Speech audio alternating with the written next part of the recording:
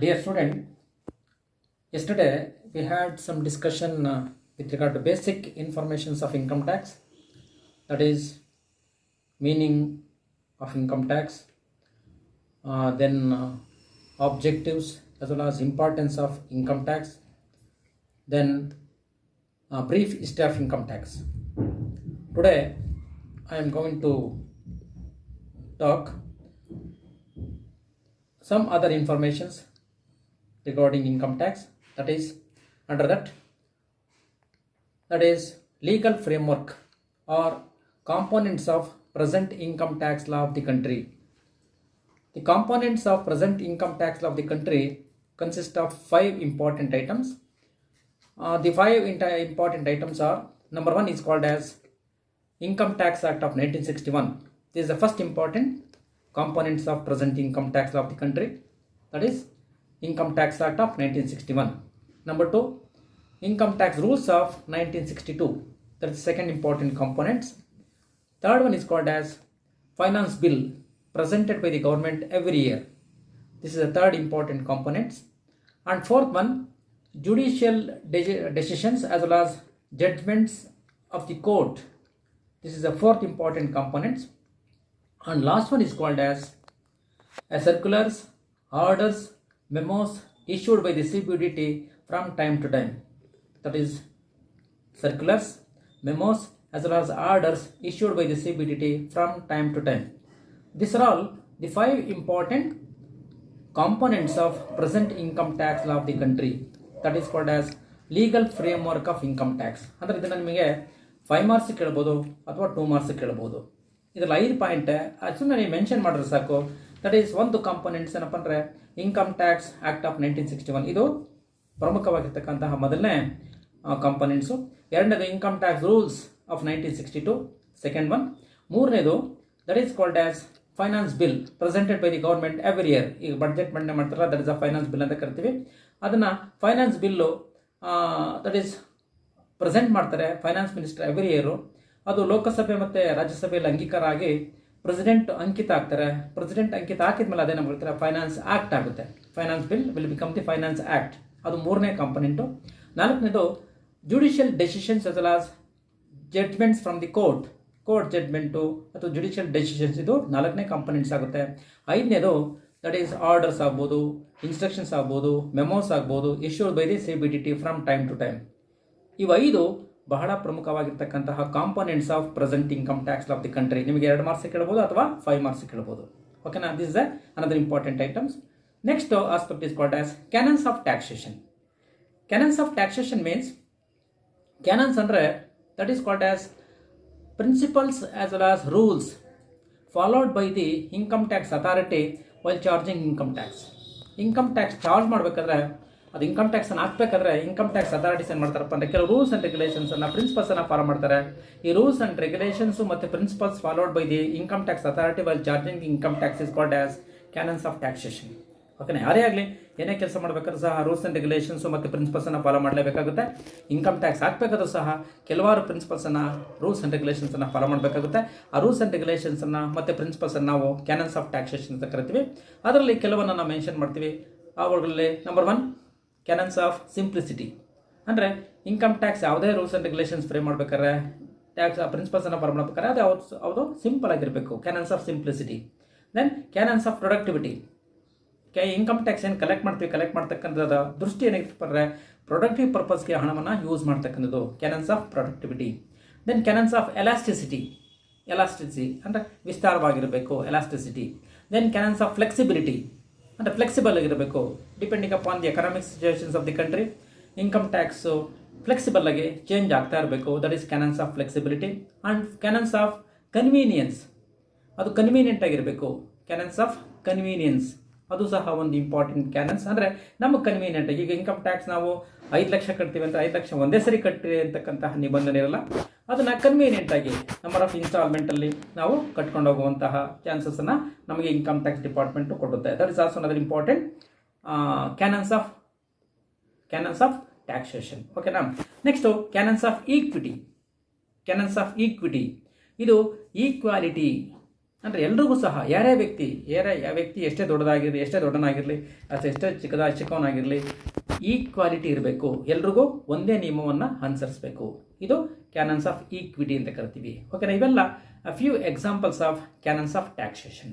ಓಕೆನಾ. Is another important item. That is first one, that is called as legal framework of income tax. Next one is called as canons of taxation. Next to classification of tax. Tax may be broadly classified into two. Number one, direct tax and indirect tax. Tax ಅನ್ನು ನಾವು ಎರಡು ಭಾಗ ಮಾಡ್ತೀವಿ.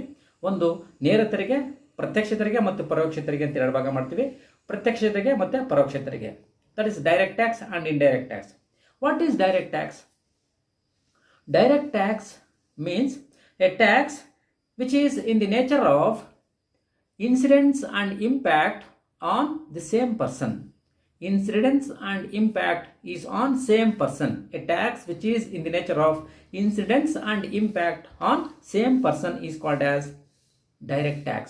It means incidence but impact. Incidence means liability to pay tax to the government. That is, impact means the burden for the payment of tax.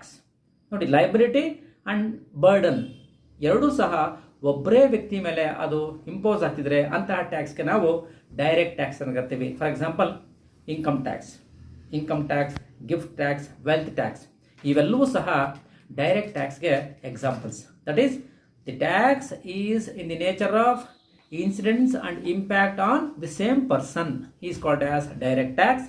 Incidence means the liability to pay tax to the government is called as incidence, and impact means burden for the payment of tax is called as incidence impact.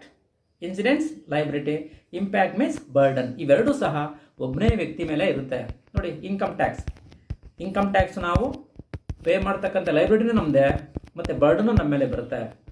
Gift tax ಆಗ್ಬೋದು, wealth tax ಇವೆಲ್ಲವೂ ಸಹ ಒಬ್ಬನೇ ವ್ಯಕ್ತಿ ಮೇಲೆ impact ಮತ್ತು incidence ಎರಡು ಒಬ್ಬರೇ ವ್ಯಕ್ತಿ ಮೇಲೆ ಇರ್ತದೆ. ಅದಕ್ಕೆ ನಾವು ಡೈರೆಕ್ಟ್ ಟ್ಯಾಕ್ಸ್ ಅಂತ ಕರಿತೀವಿ.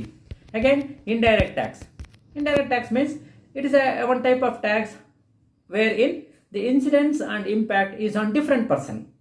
That is a liability to pay tax is one person ಮೇಲೆ ಇರುತ್ತೆ and burden for the payment of tax is another person ಮೇಲೆ ಇರ್ತದೆ. ಅದಕ್ಕೆ ನಾವು ಇಂಡೈರೆಕ್ಟ್ ಟ್ಯಾಕ್ಸ್ ಅಂತ ಕರಿತೀವಿ.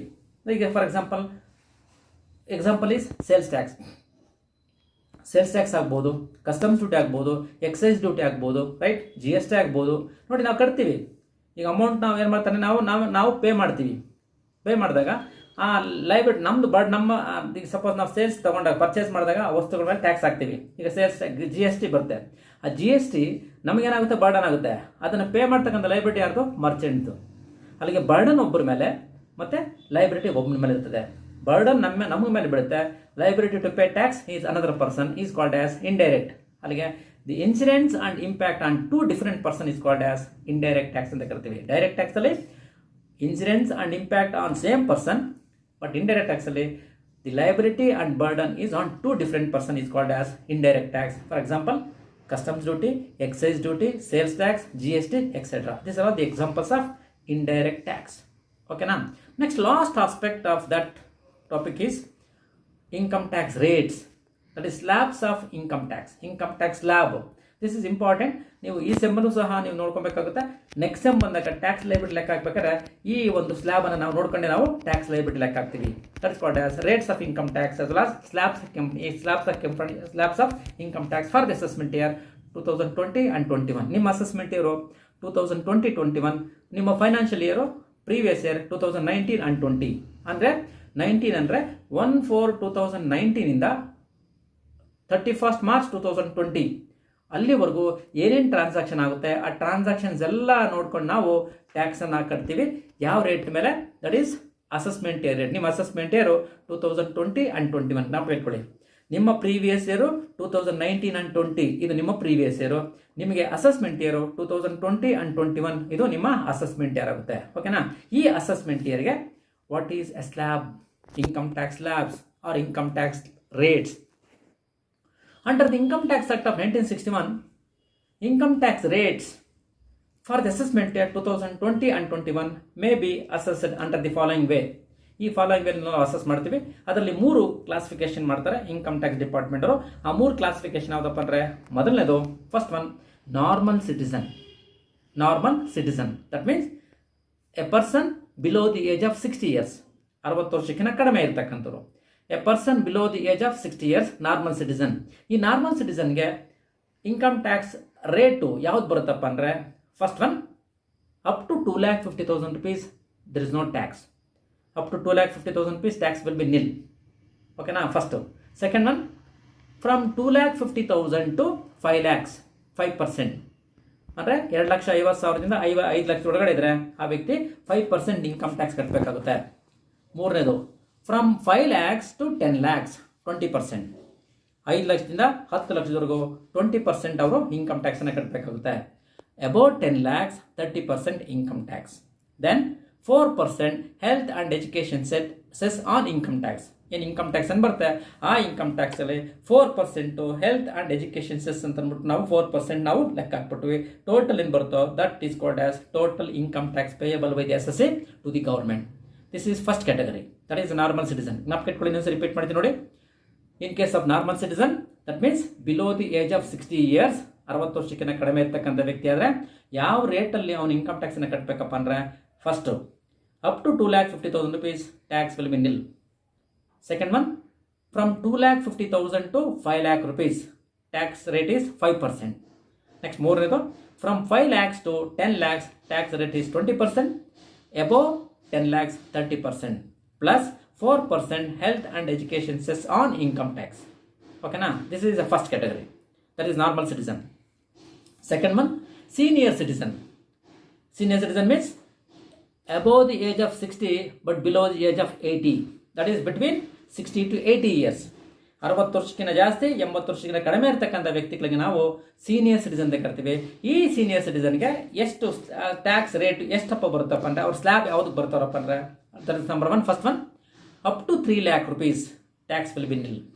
ಅಲ್ಲಿ ನಾರ್ಮಲ್ ಸಿಟಿಸನ್ಗೆ 2,50,000 ಇತ್ತು, ಇಲ್ಲಿ 50,000 ರೂಪಾಯಿ ಎಕ್ಸಂಪ್ಷನ್ ಅವರಿಗೆ. Up to 3 lakh rupees is exempt from tax in case of senior citizen. Next second one from 3 lakhs to 5 lakhs 5%.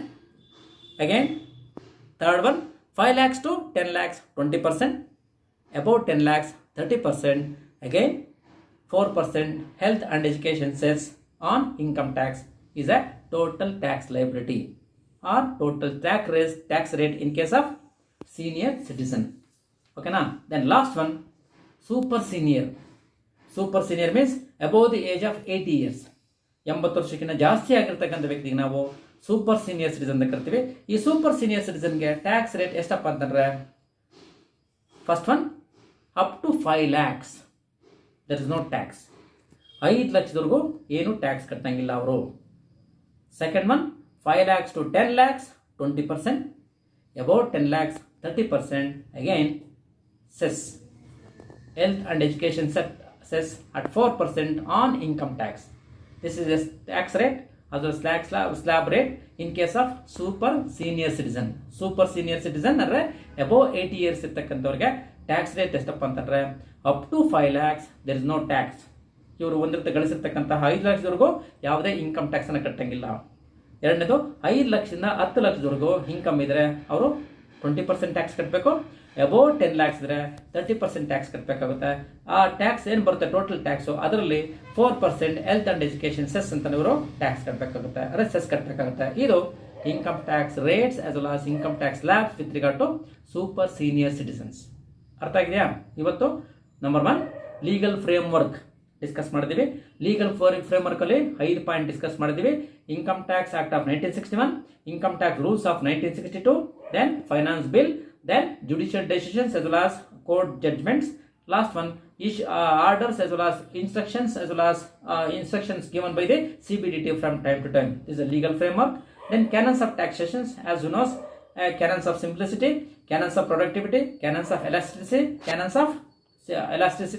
Yes, again I know canons of elasticity, canons of productivity, canons of canons of convenience, canons of economy, canons of equity, ಹೀಗೆ ಸುಮಾರು discussion ಮಾಡಿದ್ದೀವಿ. That is called as canons of taxations ಅಲ್ಲಿ.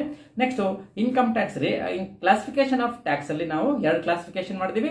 That is called as number 1 that is direct tax and indirect tax. That is ಅದರಲ್ಲಿ impact and incidence on same person, ಇಲ್ಲಿ impact and incidence on different person, that is classification ಮಾಡಿದ್ವಿ.